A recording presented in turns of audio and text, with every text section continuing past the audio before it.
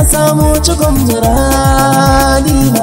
Ke ce rayuwa take nema, sirrin so na bar wa zuciya na. Shi na fin so yana kamar kuna, daga mai so yana buƙatar kyautatawa. Na ɗau anniya ba zan kuntata ba, ni da ke mun zamo jini ne da hanta. Kalmar so na tanada za na furta, lamari na guda idan kwai fahimta.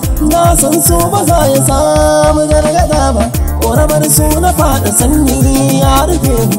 A cikin ruhi na tabbatar akwai sukuni, duka mai yaudara a so bai da tsani. Ki dauke gaskiya amana ki bani, wasu so ya saka su kuka ba su kuni. Ni ko murmushi da ke damuna da rani, soyayyar muni da ke babu raini. Dan haka mu ba za mu san kalmar rabuwa ba, kar ki biye wazantukar makiyanmu. Tilas ne da ni da ke za a bar mu, mun zama kainuwa da shan wanda ya gage ranmu. In dai bahiya na za mu ga ranar bikinmu, ƙoƙarin kyautatawa a cikin mu'amalarmu. Shi so ba ya san yawan bincike da damu, ki zo mu zagaya a ganmu har a san mu. Don makiya su san da cewa dole za su bar mu, soyayya ruwan gubagun marasa dace.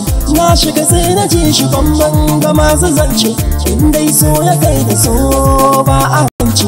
Na rike tarbiya ba zan hada ba, rayuwar duniya akwai sauye-sauye. Wata rana za ka miƙe wani sa'in kai ta maye, wasu so ya saka su na barin hawaye. Na shiga lungu da sako na so na koyi, namun so a zuciya wani na maye. In kika bar ni rayuwa ta sai bulaye, kar ki sake ki dausu da na kawaye. Ko bai ke kasa da zan yi ba zan gaza ba, tsananin so ya sa idaniya zubar hawaye. Alƙawarin wani da ke na san ba alaye, yar Hausa kala guda ɗaya ba jin ruwaye. Ba wani mai taɓa ki tabbas sai ba ni raye, in so har ya amsa sunan sa bai rubanye. Ko da shekaru 100 namu yana a ganye, ko da za a musgunan fata ta zagwanye. Ba zancen za a kan turba ta so ba, ko da za a san mari ayi haɗi da doka. Kanki ba zan ci fargaba ba, dole za na tamka. Hukumuni idan da hali to ba kamar ka, ka rike gaskiya ka zama sarki a gidanka. Na rike so da ni da ke yaki kwashe harka, mu yi aure abin nufi jama'a sai ta barka.